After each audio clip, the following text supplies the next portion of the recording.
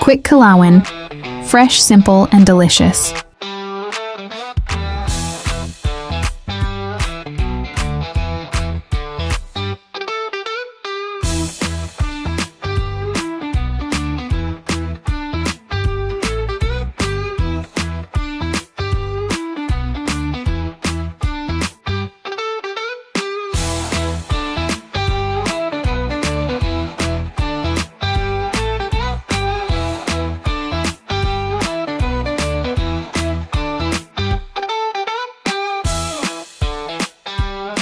Okay, titikman na natin yung ating tuna kilawin. Sobrang fresh nito. Dahil yung ingredients nito talagang fresh. Talagang mapapa.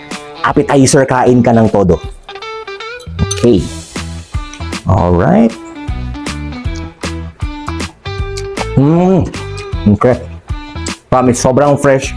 Dahil may cucumber, merong sili, merong tuna, merong suka, at kung ano-ano pa. Try nyo. Sobrang refreshing. Ang sarap! Approve kay Macy's.